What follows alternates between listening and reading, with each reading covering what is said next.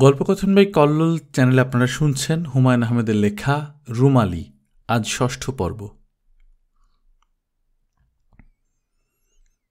আমি বাথরুমে ঢুকে গেলাম। মেকআপ দেয়া যেমন কষ্টের, মেকআপ তোলাও তেমন কষ্টের। খুবই বিরক্তিকর ব্যাপার। গ্লিসারিন দিয়ে ঘষে ঘষে তুলতে হয়। জোরে ঘষা লাগলে চামড়া উঠে যায়, যন্ত্রণা হয়। সবচেয়ে কষ্ট চোখের মেকআপ তোলা। চোখ জ্বালা করে। মেকআপ তোলার পর আয়নায় নিজেকে দেখলাম। বাহ, সুন্দর লাগছে তো। মিষ্টি একটা মুখ, সহজ, সুন্দর এবং সরল।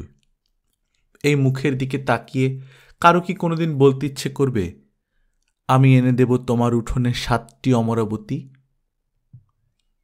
ডান গাল লাল হয়ে আছে। মার চড় গালে বসে গেছে।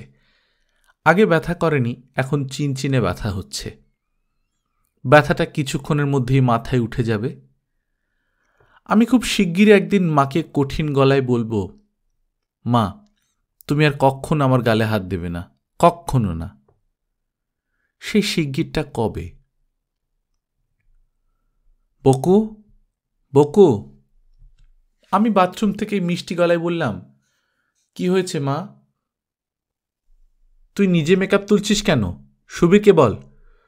তুই 2 নম্বর নায়িকা হয়েছিস বলে কি সব কাজ নিজে নিজে করবি নাকি? সুবীরদা ব্যস্ত, ফরহাদ সাহেবকে মেকআপ দিচ্ছেন। ও আচ্ছা, ভুলেই গেছি। ফরহাদ সাহেব তো এসেছেন। সেলিম গাধাটা একটা জুতার বাড়ি খেয়েছে, উচিত শিক্ষা হয়েছে। পিপিলিকার পাখা উঠলে যা হয়। মা, তুমি এসব কি বলছো? ঠিকই বলছি। যে চামড়া দিয়ে জুতোর শুক তোলা হয়, সেই চামড়া দিয়ে কখনো মানিব্যাগ হয় না। আমি বাথরুম থেকে বের হলাম।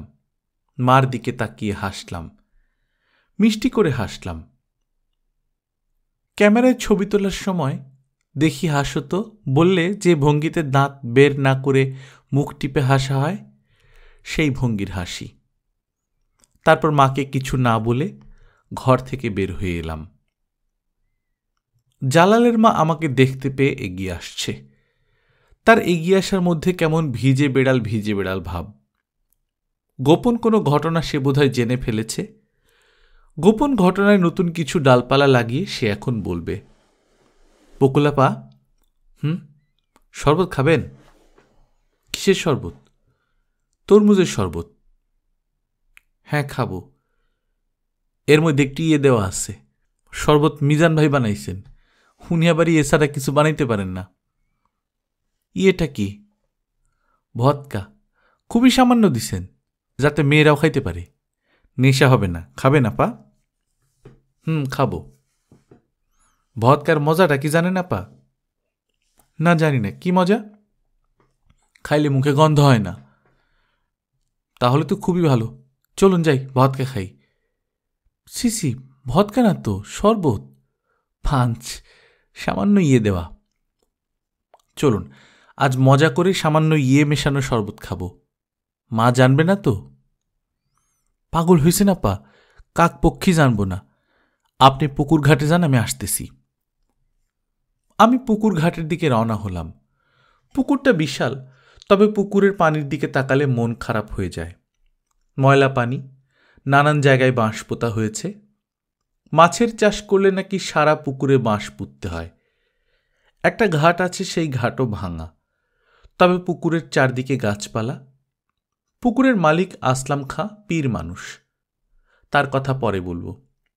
তিনি খুব আনন্দিত গলায় অদ্ভুত ধরনের শুদ্ধ ভাষায় বলেছিলেন, আপা দেখেন, এমন কোনো গাছ নাই যাহা আমি রোপণ করি নাই। যেখানে যত বৃক্ষ পেয়েছি রোপণ করিয়াছি। আমি বললাম, কি কি গাছ রোপণ করেছেন একটু বলুন তো?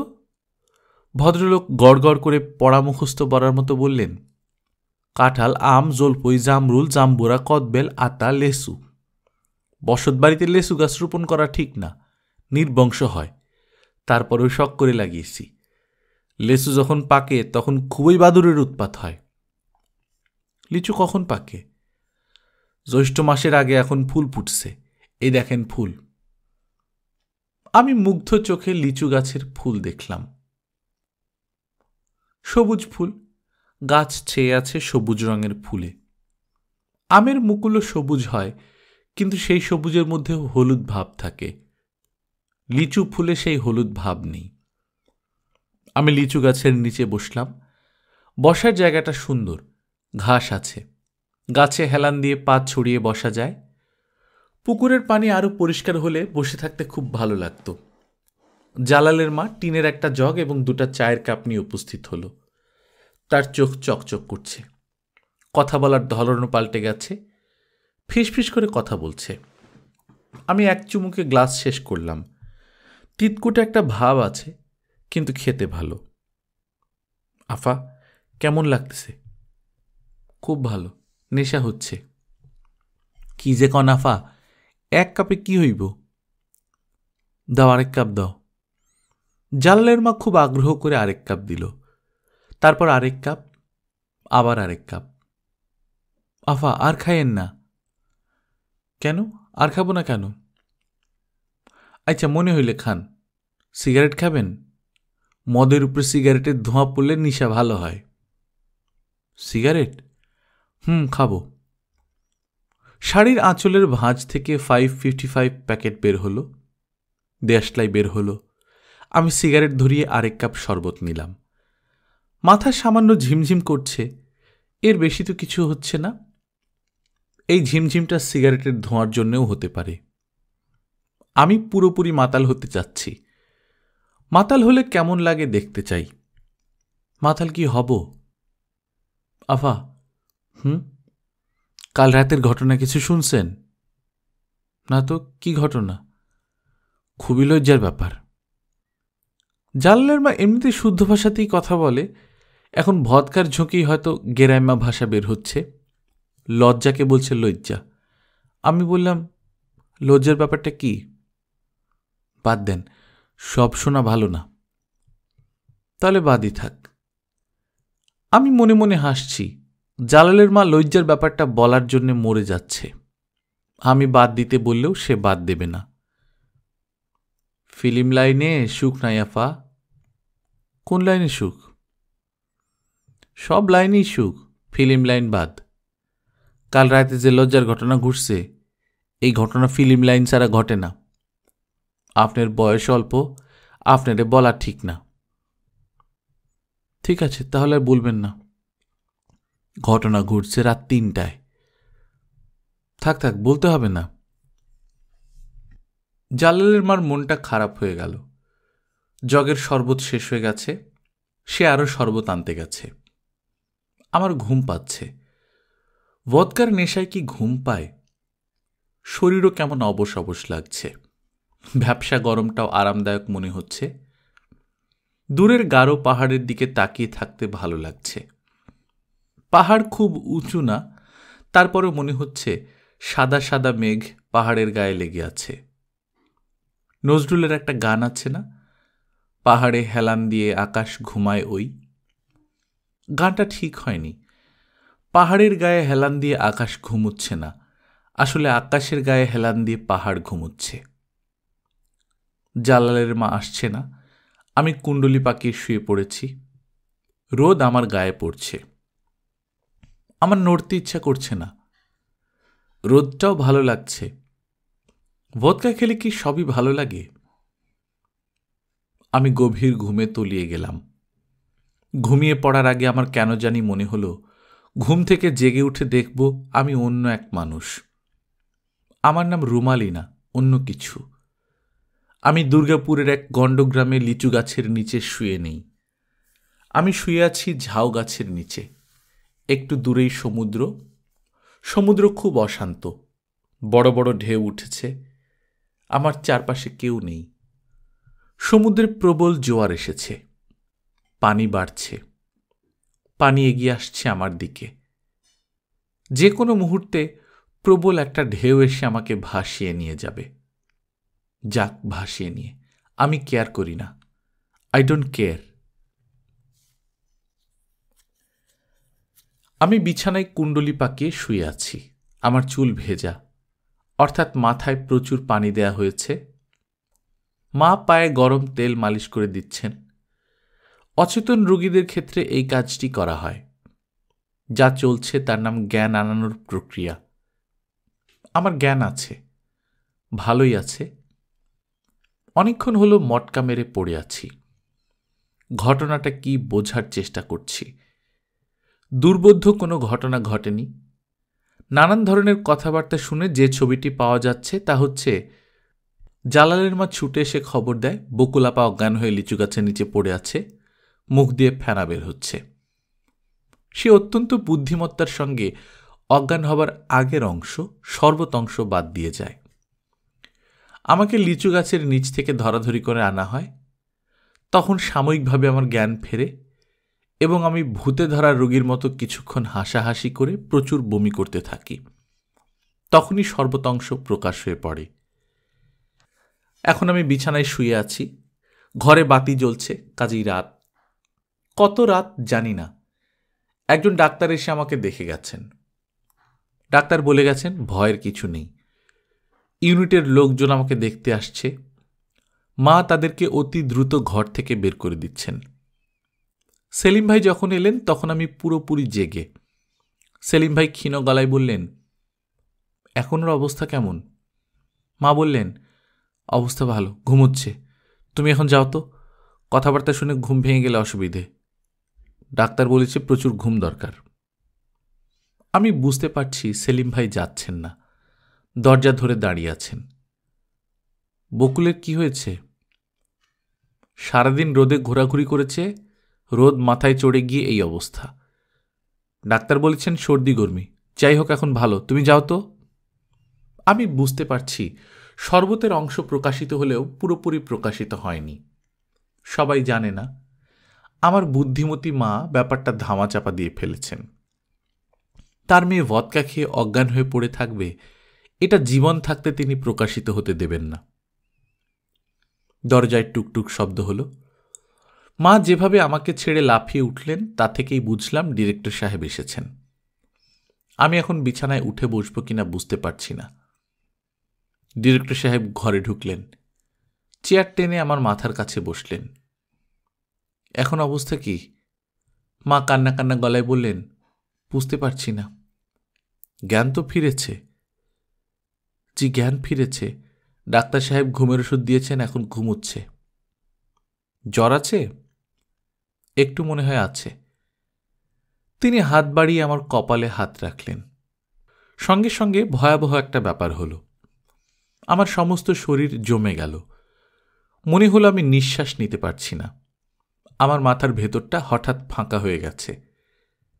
কান্না আটকে রাখলে গলার কাছে শক্ত ডেলার মতো জমে থাকে, তেমন কিছু একটা জমে আছে। জ্বর তো নেই। তিনি হাত সরিয়ে নিলেন। আমার শরীর স্বাভাবিক হলো। শুধু গলার কাছে শক্ত ডেলাটা থেকে গেল। চিৎকার করে কিছুক্ষণ না কাঁদলে এটা মনে হয় যাবে না। হয়েছিল কি? মা কাঁদো কাঁদো গলায় বললেন, মঈন ভাই, আমি কিছুই জানি না। জালালের মা হঠাৎ এসে বলল লিচু গাছতলায় অজ্ঞান হয়ে পড়ে আছে। শুনি আমার হাত পা ঠান্ডা। শুধু শুধু অজ্ঞান হয়ে পড়ে থাকবে কেন? ওর কি মৃগরোগ আছে? ছি ছি, মঈন ভাই কি বলেন? মৃগীরোগ কেন থাকবে?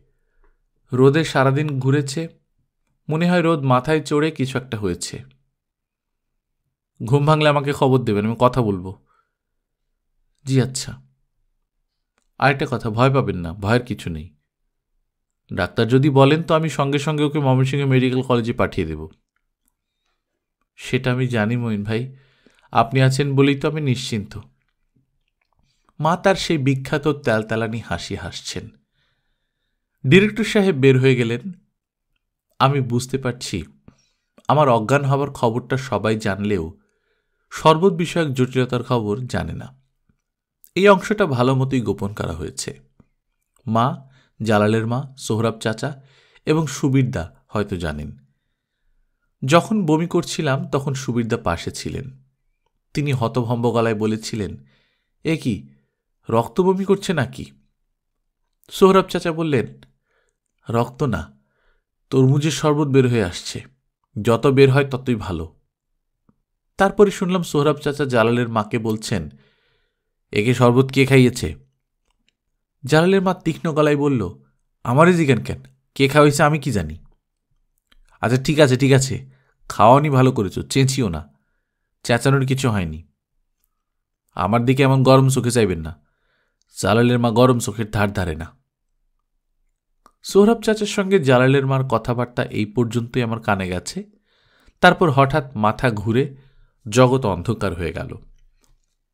সেই অনুভূতিটা খুব যে খারাপ ছিল তা নয়।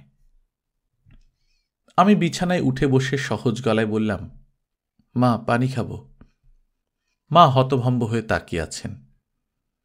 তিনি সম্ভবত ভাবতেই পারেননি আমি এত সহজে বিছানায় উঠে বসে পানি খেতে চাইব। মা তাকিয়ে আছেন আমার দিকে, দ্রুত ভাবছেন মেয়ের ওপর কঠিন আক্রমণ এখনই শুরু করবেন না দেরি করবেন। আমি বললাম, মা দেখো তো কটা বাজে? 9টা বাজে। তোমাদের রাতের খাবার হয়ে গেছে? না। খাওয়ার ডাক পড়েছে? না। চলো যাই, খোঁজ নিয়ে আসি, আমার খুব খিদে লেগেছে। মা কঠিন গলায় বললেন, তুই সন্ধ্যাবেলা কি খেয়েছিলি? আমি আগের মতোই সহজ স্বাভাবিক গলায় বললাম, ভদকা খেয়েছিলাম, তরমুজের শরবতের সঙ্গে মেশানো ভদকা। কেন খেয়েছিলি? ওমা, খাবো না? আমি হচ্ছে ছবির 2 নম্বর নায়িকা। 1 নম্বর নায়িকা খেতে পারলে 2 নম্বর নায়িকা পারবে না কেন? কি ব্যাপার মা, কতক্ষণ আগে তোমাকে পানি দিতে বললাম, এখনো তো দিচ্ছ না। মা পানি আনতে গেলেন। তার শুকনো মুখ দেখে আমারই মায়া লাগছে। তাকে দেখে মনে হচ্ছে তিনি কেঁদে ফেলবেন। আমার মনে হচ্ছে অনেকদিন তাকে কাঁদানো হয়নি, আজ কাঁদিয়ে দিলে কেমন হয়। বকু, নে পানি নে। পানির গ্লাস হাতে নিলাম। ইচ্ছা করছে মাতালের ভূমিকায় কিছুক্ষণ অভিনয় করি, উল্টাপাল্টা কথা বলি। মার আক্কেল গুড়ুম করে দেবার এটাই হবে সহজ বুদ্ধি। একটু টেনে টেনে কথা বলতে হবে, বেশিরভাগ কথাই হবে অর্থহীন, তবে কথা যা বলা হবে তার সবটাই হতে হবে সত্যি। মাতালরা মিথ্যা কথা বলতে পারে না। মিথ্যা বলার জন্য মস্তিষ্কের যে নিয়ন্ত্রণ দরকার, মাতালের তা থাকে না। এটা আমার শোনা কথা, সোহরাব চাচার কাছে শুনেছি। পানির গ্লাসে একটা চুমুক দিলাম, পানিটা খেলাম না, মুখের ভেতর রেখেই গার্গলের মতো করে বললাম, কেমন আছো মা? মা থমথমে গলায় বললেন, তুই মুখে পানি নিয়ে কথা বলছিস কেন? গার্গল করতে করতে কথা বলছি, কথা বোঝা যাচ্ছে না? পানি গিলে ফেলে স্বাভাবিকভাবে কথা বল। ডিরেক্টর সাহেবকে তুমি এখনো খবর দিচ্ছ না কেন? উনি না বলে গেলেন জ্ঞান ফিরলে তাকে খবর দিতে হবে? তুই জানলি কিভাবে? আমি তো জেগেই ছিলাম, মটকা মেরে পড়েছিলাম, তোমরা কে কি বলছো সবই শুনতে পাচ্ছিলাম। তোর সঙ্গে আমার কথা আছে বকু। কথা তো বলছি, কথা বলছি না? তোর কাণ্ড কারখানা আমার একেবারেই ভালো লাগছে না। আমার মনে হচ্ছে তোর সর্বনাশ হয়ে যাচ্ছে। সর্বনাশের তো সবে শুরু, তুমি শুরু দেখেই ঘাবড়ে গেলে। আসল যখন হবে তখন কি করবে? আসল মানে? এখন তো মদ খেয়েছি নির্জনে, পুকুর পাড়ে লিচু গাছের নিচে। তখন মদ খাবো ডিরেক্টর সাহেবের ঘরে, দরজা থাকবে ভেজানো, ঘর আধো আলো আধো অন্ধকার। আমি খিলখিল করে হাসছি এবং প্রতি মুহূর্তেই ভাবছি, এই বুঝি মা আমার উপর ঝাঁপিয়ে পড়েন। মা তা করলেন না, তিনি তাকিয়েই আছেন।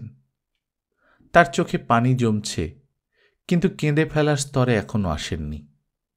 হয়তো ভাবছেন তার আদরের কন্যা এখনো মাতাল। বকু, তুই শুয়ে থাক, সকালে কথা বলবো। ওমা, ভাত টাত না খেয়ে শুয়ে পড়ব কেন? রাতে ভাত না খেলে এক চড়ুইয়ের রক্ত কমে যায়, আর তাছাড়া আমার মোটেই ঘুম পাচ্ছে না। আজ আমি সারা রাত জেগে থাকব। বকু, হ্যাঁ? তোর ছবিতে কাজ করার দরকার নেই, চল আমরা চলে যাই। খুব ভালো কথা, চলো তাই করি। তুমি যাও, ডিরেক্টর সাহেবকে বুঝিয়ে বলো। বুঝিয়ে বললে তিনি বুঝবেন, আর যদি তুমি বুঝিয়ে বলতে না পারো আমি বলছি। আমি বিছানা থেকে নামার উপক্রম করতেই মা এসে আমাকে ধরে ফেললেন। অসম্ভব আদুরে গলায় বললেন, বকু শুয়ে থাক, আয়, আমি তোর মাথায় হাত বুলিয়ে দিই। আমি শুয়ে পড়লাম। মা আমার মাথায় হাত বুলিয়ে দিচ্ছেন, চুলে বিলি কেটে দিচ্ছেন। মনে হচ্ছে দ্রুত আমার বয়স কমে যাচ্ছে। এই কাজটা আর কেউ পারে না, শুধু মায়েরা পারেন। আদর করে করে সন্তানের বয়স কমিয়ে দিতে পারেন। আমার এখন ইচ্ছে করছে গুটিসুটি মেরে মায়ের বুকের কাছে শুয়ে থাকি। পুকু, তোর মধ্যে একটা অস্থির ভাব চলে এসেছে। তুই একদণ্ড স্থির থাকতে পারছিস না। কারণটা কি বলতো? আমার মনে হয় আমি কারো প্রেমে পড়েছি। মা হাসি মুখে বললেন, কার প্রেমে পড়েছিস? ঠিক বুঝতে পারছি না, মনে হয় ডিরেক্টর সাহেবের। মা হো হো করে হেসে ফেললেন। আমি মার সঙ্গে গলা মিলিয়ে হাসছি, যেন এমন হাস্যকর কথা এর আগে আমরা কেউ শুনিনি। ডিরেক্টর সাহেবের প্রেমে কেন পড়েছি শুনতে চাও মা? মা হাসি চাপতে চাপতে বললেন, কেন? ওনার জ্ঞানী ধরনের কথাবার্তা শুনে। হিরোশিমায় বোমা পড়েছিল 8ই আগস্ট সকাল 8:15। এই জ্ঞানের কথা উনি না থাকলে আমি শুনতেই পেতাম না। ওনাকে দেখলে কি মনে হয় জানো মা? কি মনে হয়? মনে হয় জ্ঞান ঘামের মতো টপটপ করে পড়ছে। মা হাসি চাপতে চাপতে বললেন, খবরদার, এসব বাইরে আলোচনা করবি না। ওনার কানে গেলে উনি মনে কষ্ট পাবেন। পাগল হয়েছ? এইসব আমি আলোচনা করব? আমার 46টা ক্রোমোজোমের 23টা আমি পেয়েছি তোমার কাছ থেকে। এই 23টা ক্রোমোজোম ভর্তি বুদ্ধি। সেই বুদ্ধি আমার আছে না? ওনাকে দেখলে আমি কি করি জানো? আমি হতাশ একটা ভাব ধরে ওনার দিকে তাকিয়ে থাকি, যাতে উনি মনে করেন আমি ওনার প্রেমে হাবুডুবু খাচ্ছি। এরকম করিস কেন? মজা লাগে, এই জন্যে করি। মা আমাকে আরো কাছে টানলেন। তার মুখে কেমন শান্তি শান্তি ভাব। মেয়ে সম্পর্কে তার মনে যে দুশ্চিন্তা ছিল, সেই দুশ্চিন্তা ঝড়ের মতো উবে গেছে। বকু, মা, ভদকা মেশানো শরবতটা তুই কি মনে করি খেলি বলতো মা? রাগ করে খেয়েছি। সৌরভ চাচা পাপিয়া ম্যাডামকে এই শরবত দিলেন, আমাকে দিলেন না, তখনই রাগ লাগছিল। তাছাড়া মাতাল হয়ে দেখতে ইচ্ছে করছিল কেমন লাগে। আর কখন এমন করবি না? আচ্ছা, করব না। মা শোনো, আমার খিদে লেগেছে। আমাদের খাবার ঘরে দিয়ে যাবে। ইউনিটের খাবার সবার সঙ্গে মিলে খেতে ইচ্ছে করে। চলো নিচে গিয়ে হৈ হৈ করে খেয়ে আসি। সত্যি খেতে চাস? হ্যাঁ, চাই। তারপর সেখানে গিয়ে তুই যদি কোনো উল্টোপাল্টা কথা বলিস? কোনো উল্টোপাল্টা কথা বলবো না মা। মা বিছানা থেকে নামলেন। তিনি চুল আঁচড়াবেন, শাড়ি পাল্টাবেন, হয়তোবা ঠোঁটে হালকা করে লিপস্টিকও দেবেন। আমরা মা মেয়ে হাসি মুখে নিচে খেতে যাব। মা খেতে খেতেই জেনে নেবেন আজ সারাদিনে কোথায় ইন্টারেস্টিং কি ঘটনা ঘটল। আমাদের খেতে যাওয়া হলো না। সোহরাব চাচা দুজনের খাবার নিয়ে চলে এলেন। আমি আহ্লাদি গলায় বললাম, কি খবর সোহরাব চাচা? সোহরাব চাচা হাসি মুখে বললেন, খবর খুবই ভালো। তা তুমি আছো কেমন? আমি ভালো আছি। তা তো দেখতেই পাচ্ছি। আগামীকাল শুটিং আছে, সকাল সকাল খেয়ে শুয়ে পড়ো, লম্বা একটা ঘুম দাও। মা কৌতূহলী গলায় বললেন, আজকে শুটিং কেমন হয়েছে? ভালো হয়েছে বলেই তো শুনেছি। সেলিমকে কি রাখা হচ্ছে নাকি ফরহাদ সাহেব অভিনয় করবেন? এখনো জানি না, স্যার স্পষ্ট করে কিছু বলছেন না। মা গম্ভীর মুখে বললেন, ছবি চলে স্টারদের নামের উপর। ফরহাদ সাহেবকে ছবির স্বার্থেই রাখা উচিত। আপনি মঈন ভাইকে ব্যাপারটা বুঝিয়ে বলুন। কিচ্ছু বলতে হবে না, এইসব ব্যাপারে স্যার খুব ভালো জানেন। রাতের খাবার আমি আরাম করেই খেলাম।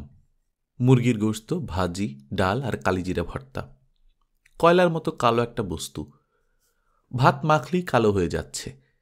খেতেও ভালো না, তিতকুটে ভাব।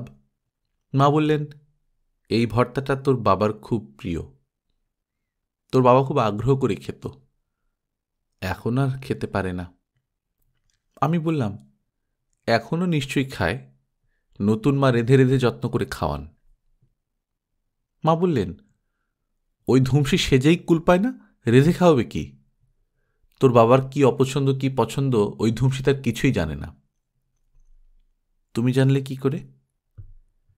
একদিন ওই বাসায় গিয়েছি, ধুমসি নাস্তা দিয়েছে নুডলস। নুডলস তোর বাবার দুই চক্ষের বিষ। নুডলস তার কাছে নাকি দেখতে ক্রিমির মতো লাগে। বাসায় আমি কোনোদিন এই কারণে নুডলস রান্না করিনি। ধুমসি সমানে রাঁধছে। নতুনবার নুডলসই হয়তো এখন বাবার কাছে অমৃতের মতো লাগছে। বাবা সোনামুখ করে খাচ্ছেন। বাটিটা শেষ হয়ে গেলে বলছেন, ওগো ক্রিমি ভাজা আর একটু দাও, খেতে মজা হয়েছে। মা কঠিন গলায় বললেন, তুই নতুনমা করছিস কেন? আমি বললাম, বাবার স্ত্রীকে মা ডাকবো না? আর তাছাড়া নতুন তো বটেই, তুমি পুরনো, উনি নতুন।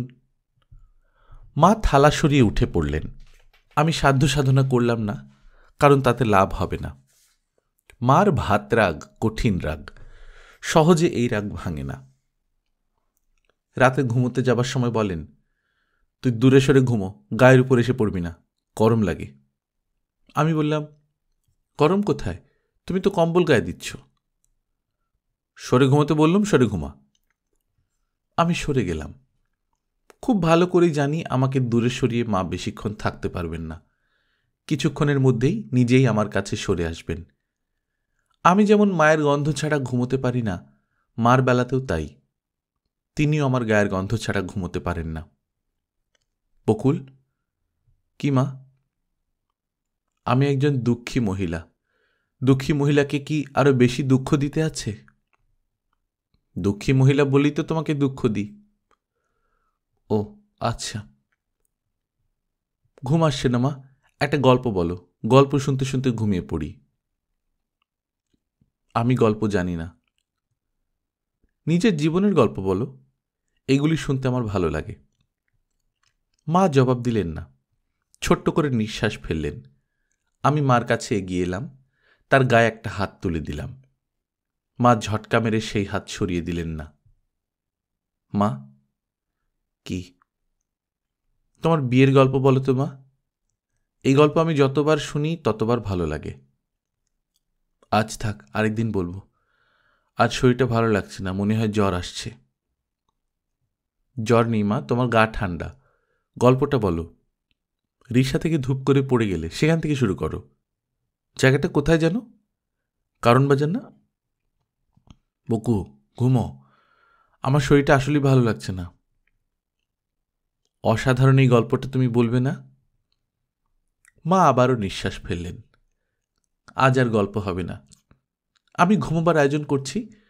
আয়োজন মানে চোখ বন্ধ করে ফেলা, চোখ বন্ধ করে মজার মজার কিছু দৃশ্য কল্পনা করা। বকু, কি মা? ঘটনাটা কারণ বাজারে ঘটেনি, কাকরাইলে ঘটেছে। ট্রাফিক সিগন্যাল আছে না, ওই জায়গায়। তুমি যাচ্ছিলে রিক্সা করে, তাই তো? সময় যেন কত? দুপুর। নিউ মার্কেটে স্যান্ডেল কিনতে গিয়েছিলাম, কোনোটাই পছন্দ হয় না। বলতে গেলে সব একই ডিজাইন, থোর বড়ি খাড়া, খাড়া বড়ি থোর। সেখান থেকে গেলাম নিউ এলিফেন্ট রোডে, দেরি হয়ে গেল। তারপর একটা রিক্সা নিলাম। রিক্সা নিলে কেন? তোমার উচিত ছিল বেবি ট্যাক্সি নেয়া। বেবি ট্যাক্সি নিয়েছিলাম, সেখানে বসে আছি তো বসেই আছি, ট্যাক্সির স্টার্ট নেয় না। শেষে বিরক্ত হয়ে নেমে পড়েছি। বেবি ট্যাক্সি থেকে নেমে যেই রিক্সায় উঠেছি, অমনি ট্যাক্সিটা স্টার্ট নিল। একেই বলে ভবিতব্য। তুমি ধৈর্য ধরে ৮-২ মিনিট অপেক্ষা করলে ঘটনাটা ঘটত না। তারপর কি হলো?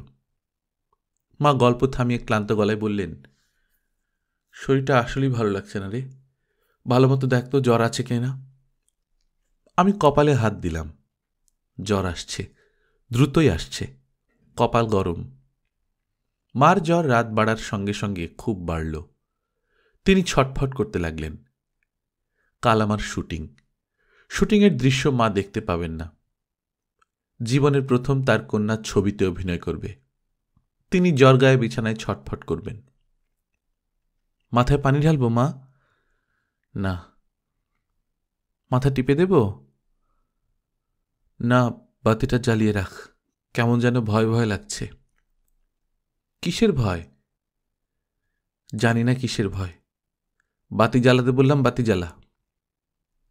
আমি বাতি জ্বালিয়ে থার্মোমিটারে মার জ্বর মাপলাম, 103.5। তবে জ্বর মনে হয় কমছে, গা ঘামছে। কাল তো শুটিং আছে না? হ্যাঁ। আমি দেখতে পারবো না। তুমি খুব ভালোই দেখতে পাবে, সকালের মধ্যে তোমার জ্বর সেরে যাবে। পানি খাবে মা? পানি এনে দিই? না। ঘরের বাতি নিভিয়ে বাথরুমের বাতি জ্বেলে দিই, আলো চোখে লাগছে। না না, ভয় লাগে। তুই আমার আরো কাছে আয়। আমি মার বুকের কাছে চলে এলাম। তার শরীরের গরমে মনে হয় সিদ্ধ হয়ে যাচ্ছি। আমি চোখ বন্ধ করে ঘুমানোর চেষ্টা করছি। কাল সারাদিন শুটিং হবে, আমার ভালো ঘুম দরকার। চোখের নিচে যেন কালি না পড়ে। মা জ্বরে ছটফট করছেন। আমাকে ঘুমোতে হলে সুন্দর একটা স্বপ্ন তৈরি করতে হবে। এই অবস্থায় সুন্দর কোনো স্বপ্ন তৈরি করা সম্ভব হবে কি? চেষ্টা করা যাক। নৌকায় করে আমরা যাচ্ছি, আমি, আমার স্বামী এবং আমাদের ছোট্ট বাবু। বাবুটার জ্বর উঠেছে। আমি তাকে কোলে নিয়ে বসে আছি। আকাশে খুব মেঘ করেছে, মনে হচ্ছে বৃষ্টি হবে। বাবুর গায়ে জ্বর না থাকলে আমরা বৃষ্টিতে ভিজতাম। আহা, বেচারা, হঠাৎ জ্বর এসে গেল। মুখ শুকিয়ে কি হয়েছে? বাটা পানি খাবি? বাবার কোলে যাব। বাবার কোলে যাবি কি? তুই থাকবি আমার কোলে। গল্প বলো না। ওমা, শখ কত! জ্বর গায়ে গল্প শুনতে চায়। কিসের গল্প শুনতে চাস রে? ভূতের গল্প। দিনে দুপুরে ভূতের গল্প কি রে বোকা ছেলে? ভূতের গল্প বলো। কুনি ভূত আর বুনি ভূতের গল্প শুনবি? শুনব। ঘরের কোনায় যে ভূত থাকে তাকে বলে কুনি ভূত, আর যে ভূত থাকে বনে তাকে বলে বুনি ভূত। গল্প বলা হলো না, বৃষ্টি এসে গেল। আমি বাবুকে নিয়ে নৌকার ছয়ের নিচে চলে গেলাম। বাবুর বাবা এখনো নৌকার পাটাতনে বসে আছে। মনে হয় ভদ্রলোকের বৃষ্টিতে ভেজার ইচ্ছে। রুমালি, বাবুকে শুইয়ে চলে এসে তো আমরা বৃষ্টিতে ভিজি। আচ্ছা, মানুষটার কি কাণ্ডজ্ঞান নেই? বাচ্চাটার এমন জ্বর, তাকে একা একা বিছানায় শুইয়ে আমরা মজা করব, বৃষ্টিতে ভিজব? বৃষ্টি তো আর পালিয়ে যাচ্ছে না। সবে শ্রাবণ মাসের শুরু, সারা মাস তো পড়ি আছে। কই রুমালি, এসো। বাবুকে একা ফেলে কিভাবে আসব? ওকে নিয়েই এসো, বৃষ্টিতে ভিজলে ওর জ্বর সেরে যাবে। একে বলে জল চিকিৎসা। আমার লাগবে না জল চিকিৎসা। বাবু কোলের ভেতর নড়ে চড়ে উঠল। ওর মতলব ভালো মনে হচ্ছে না। বাবার কথা কানে গেছে, এখন কি আর আমার কথা শুনবে? এমন নিমকহারাম ছেলে, এত আদর করি তারপরে শুধু বাবা বাবা বাবা। বাবুর ঠোঁট ফুলিয়ে ডাকল, মা। আমি গম্ভীর গলায় বললাম, কি হলো আবার? বৃষ্টিতে ভিজব মা। অসম্ভব, এই বৃষ্টিতে ভিজলেই নিউমোনিয়া হবে। হবে না। তুই জানলি কি করে? তুই কি ডাক্তার? আমি ডাক্তার না হলেও বাবা তো ডাক্তার। কল্পনার গল্প এইখানেই থেমে গেল। হঠাৎ যেন ছন্দপতন হল, কারণ বাবুর বাবা তো ডাক্তার নন। বাবুর বাবা হলেন... আশ্চর্য, কল্পনাতেও মানুষটার কথা ভাবতে লজ্জা লাগছে কেন? এত লজ্জা করলে তো চলবে না। কল্পনার এই গল্পটা আপাতত বাদ থাক। আমি বরং অন্য কোনো গল্প শুরু করি, যে গল্পে বাবুর বাবার সঙ্গে আমার প্রথম পরিচয় হবে। বাবুর বাবা প্রথম আমার হাত ধরে বলবেন, ভালোবাসি। আচ্ছা, জাহেদাকে জিজ্ঞেস করে একবার কি জেনে নেব আমার বর কি হবে, ডাক্তার না অন্য কেউ? ভবিষ্যৎ জানতে পারার সত্যি সত্যি কোনো ব্যবস্থা থাকলে ভালো হতো। বিশাল একটা যন্ত্র থাকবে, সেই যন্ত্রে কম্পিউটারের পর্দার মতো পর্দা। টিকিট কেটে যন্ত্রটার কাছে যেতে হবে। ভবিষ্যতে কি হবে প্রশ্ন করা মাত্র যন্ত্রটা জবাব দিয়ে দেবে। প্রশ্নোত্তরের ধরনটা হবে এরকম, স্যার বলুন তো, আজ আমি রিক্সা করে নিউ মার্কেটে যাব। যাওয়া এবং ফেরার পথে কি কোনো ঘাতক ট্রাকের সঙ্গে কলিশন হবে? না। আজ রাতে আমি কি দিয়ে ভাত খাবো? 1 পিস ইলিশ মাছ ভাজা, আলু ভর্তা আর ডাল। কোনো তরকারি থাকবে না? থাকবে, তবে তুমি খাবে না। কেন? দুপুরে রান্না করা তরকারি, জাল দেওয়া হয়নি, টকে গেছে, এই জন্য খাবে না। Thank you sir. You are welcome young lady. আর একটি শেষ প্রশ্ন। বলো। একটা ভয়ঙ্কর ব্যাপার ঘটে গেছে। আমি একজন বুড়ো মানুষের প্রেমে পড়ে গেছি। ব্যাপারটা কাউকে বলতে পারছি না। যতই দিন যাচ্ছে আমি ততই অস্বাভাবিক হয়ে পড়ছি। আমার মাথা কি কিছুদিনের মধ্যে সম্পূর্ণ খারাপ হয়ে যাবে? না, তোমার ঘোর কেটে যাবে। অল্প দিনের ভেতরেই ঘোর কেটে যাবে। সে অল্প দিন মানে কতদিন? 1 মাস। মাত্র 1 মাস? ঘোর যত প্রবল হয় তত দ্রুত কাটে। ও আচ্ছা, ধন্যবাদ। তোমাকেও ধন্যবাদ এবং শুভরাত্রি। আমি ঘুমোতে চেষ্টা করছি, ঘুম আসছে না। ভয়ঙ্কর একটা খারাপ ইচ্ছা করছে। পৃথিবীর সবচেয়ে খারাপ মেয়েদের মনেই বোধহয় এরকম ইচ্ছা হয়। মনে হচ্ছে আমি পৃথিবীর সবচেয়ে খারাপ একটা মেয়ে।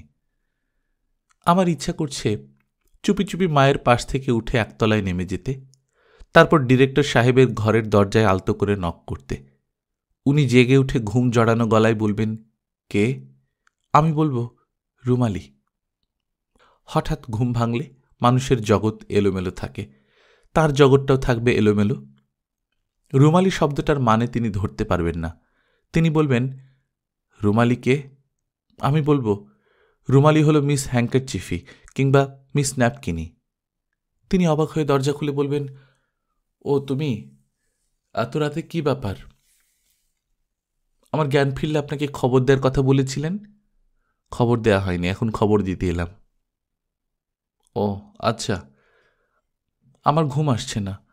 আমি যদি কিছুক্ষণ আপনার সঙ্গে গল্প করি আপনি কি রাগ করবেন?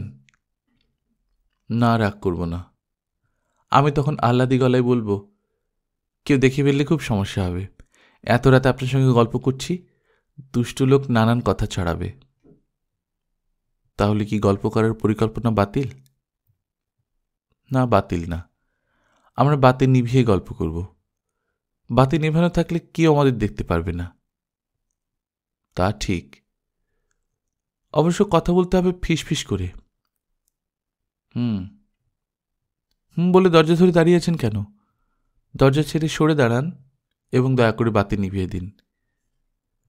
তিনি দরজা ছেড়ে সরে দাঁড়াবেন এবং বাতি নিভিয়ে ঘর অন্ধকার করে দেবেন।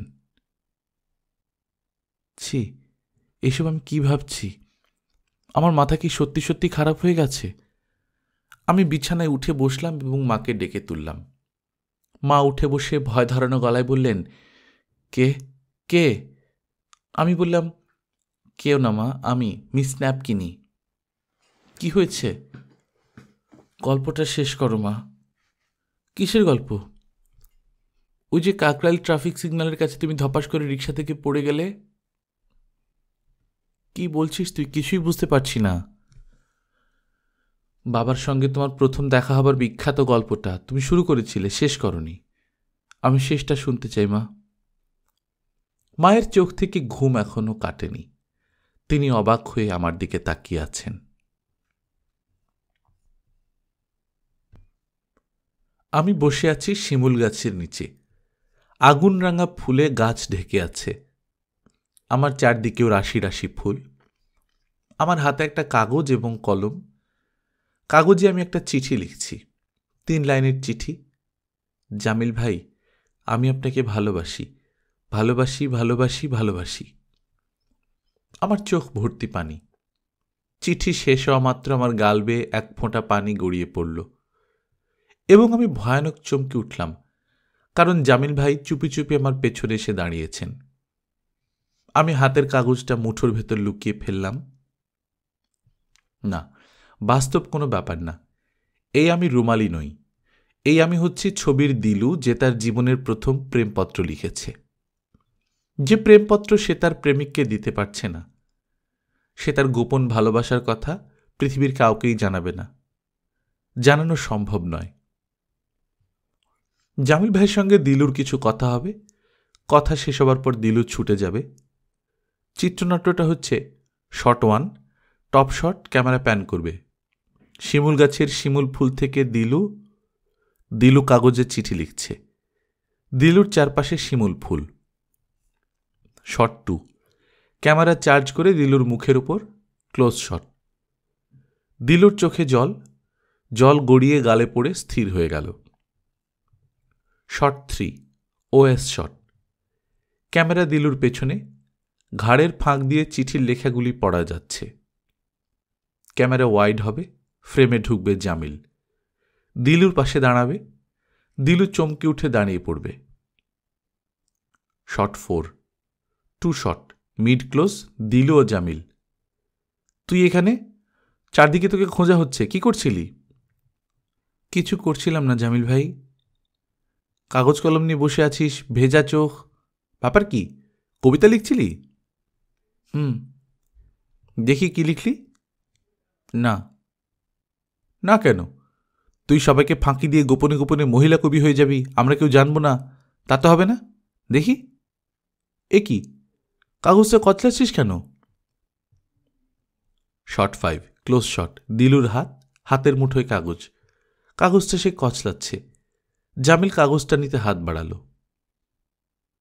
শট 6, লং শট, দিলু জামিলকে ধাক্কা দিয়ে সরিয়ে ছুটে চলে যাচ্ছে। বাতাসে দিলুর চুল উড়ছে, শাড়ির আঁচল উঠছে। শট 7, মিড ক্লোজ শট, বিস্মিত হয়ে তাকিয়ে আছে জামিল। শট 8, দিলু নদীর পার ঘেঁষে দৌড়াতে দৌড়াতে কাশবনের ভেতর ঢুকে গেল, তাকে আর দেখা যাচ্ছে না। বাতাসে শুধু কাশবনের ফুল কাঁপছে। 7 নম্বর শট পর্যন্ত নেওয়া হয়ে গেল। 8 নম্বর শট, কাশবনের দৃশ্য বাকি রইল। কাশবনের জন্য যেতে হবে সোমেশ্বরী নদীর পারে। কাশবন যেখানে পাওয়া গেছে সেই জায়গাটা অনেক দূরে, হেঁটে যেতে হবে, 2-3 ঘন্টা লাগবে যেতে। এই শটটা অন্য দিন নেবার কথা, কিন্তু ডিরেক্টর সাহেব বললেন আজই শটটা নিয়ে নেব, পরে কন্টিনিউটি সমস্যা দেখা দিতে পারে। ক্যামেরা চলে যাক, আমরা একটু পরে যাই। ক্যামেরা ইউনিট সঙ্গে সঙ্গে রওনা হয়ে গেল। ক্যামেরাম্যান আজিজ আঙ্কেল আমাকে বললেন, বকুল শুনে যাও। আমি তার কাছে গেলাম। তিনি কি বলবেন তা আমি জানি বলে মনে হচ্ছে। অবশ্যই যে কথাগুলি মানুষ বলবে বলে ভেবে রাখে, সবসময় তা বলতে পারে না, শেষ মুহূর্তে অন্য কথা বলে। আজিজ আঙ্কেলের ব্যাপারে এই সমস্যা হবার কথা না। গল্পকথন বাই কল্লোল চ্যানেলে আপনারা শুনছিলেন হুমায়ুন আহমেদের লেখা রুমালি, আজ 6ষ্ঠ পর্ব। আমরা নিয়মিত গল্প পাঠ করে শোনাচ্ছি। আপনারা যারা প্রথমবার মতো শুনছেন কাইন্ডলি সাবস্ক্রাইব করে নেবেন। গল্প পাঠ ভালো লাগলে বন্ধুদের সঙ্গে শেয়ার করবেন। নিজে ভালো থাকবেন, আশপাশের লোকজনকে ভালো রাখবেন। টাটা।